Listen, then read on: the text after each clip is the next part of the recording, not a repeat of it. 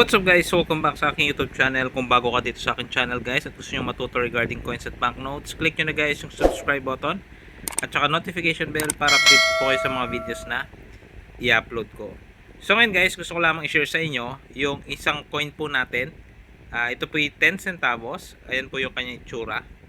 And then sa kabila po is ganito, 1945. So, sa mga hindi po nakakaalam guys, itong mga coins po natin na 1945 pababa na may denomination po na 10 centavos, gaya po nito, 20 centavos tsaka 50 centavos ay may halo pong silver. Kaya, yun po yung mga binibili ng mga nagbabuy and sell at tsaka mga nagko-collect po ng mga coins.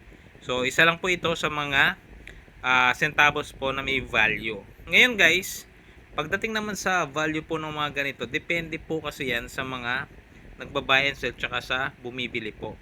May iba po kasi pagka marami po yung mga coins nila, mga centavos, ay per piso po ang bilihan. Ibig sabihin po, bubuo po kayo ng halagang piso sa mga centavos. So halimbawa po, puro 10 centavos po yung hawak ninyo. Yung iba po kasi per piso. So kailangan nyo po ng 10 ganito. Tapos depende na lang po sa usapan ninyo. Ngayon yung iba, depende rin naman.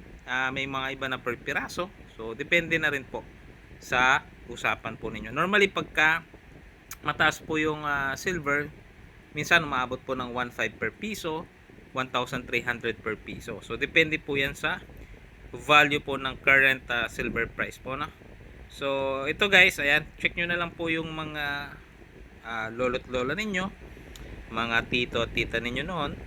Kung meron po silang mga ganito, baka may mga naipamana po sa kanilang mga ganitong barya. So may value po ito guys sa itong 10 centavos. So tandaan nyo po, 10, 20, tsaka 50 centavos lang po na 1945 pababa yung may halo pong silver. So mostly po, yun po yung binibili ng mga collector. So ayan po, share ko lang po sa inyo ito para magkaroon po kayo ng idea regarding this coin. So yun lamang po guys, maraming salamat sa panonood.